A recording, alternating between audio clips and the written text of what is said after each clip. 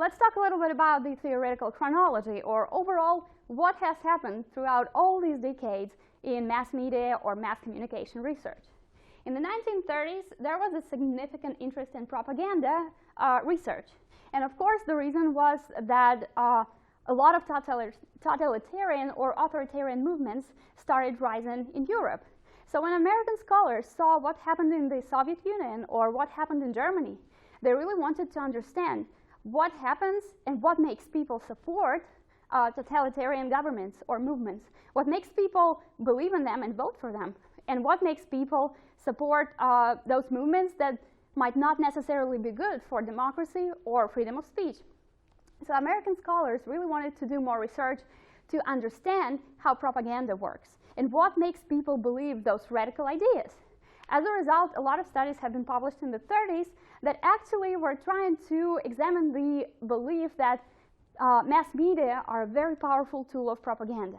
And as we know now, it is, but there's a lot of additional circumstances here that we really need to talk about.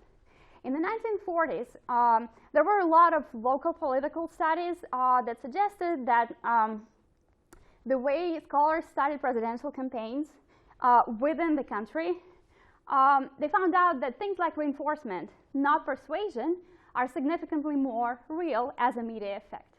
So in the 40s, a lot of local studies, just like I said before, came to a conclusion that maybe the media do have only minimal consequences for public opinion.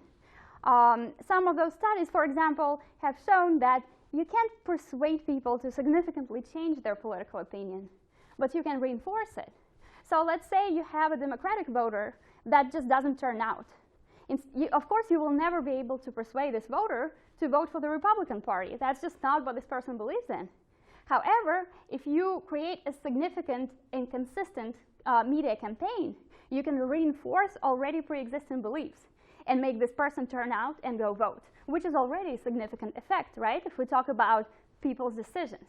So in the 40s, the scientists started finding out that maybe media have not such large-scale consequences when it comes to public opinion, but they have these smaller effects that can actually change a lot, again, if we talk about social or political life or pretty much any areas of life, which is pretty relevant now for us in 2020.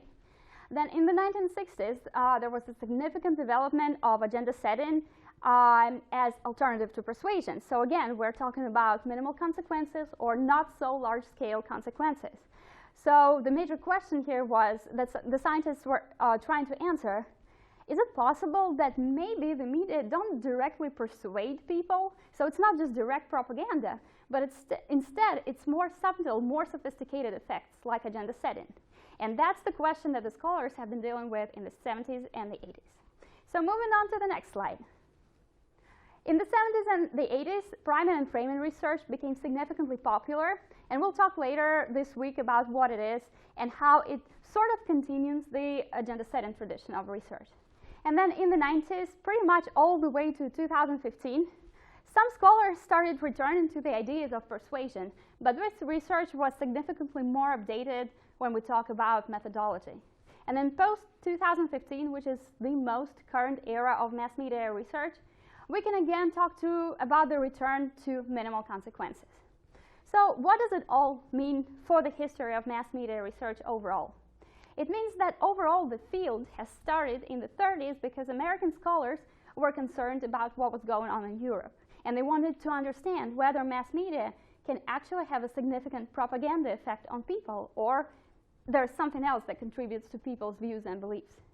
Then after that, in the 40s, some of the local political studies made scholars believe that those consequences that mass media have on public opinion might be minimal, but they do exist, and they're way more subtle and sophisticated.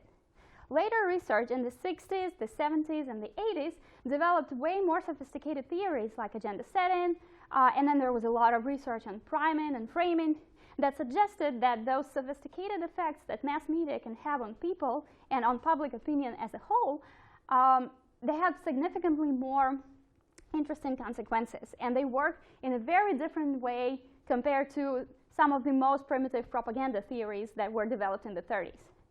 Then in the 90s, some scholars returned to the idea of persuasion, that media can persuade people, and this is as simple as that.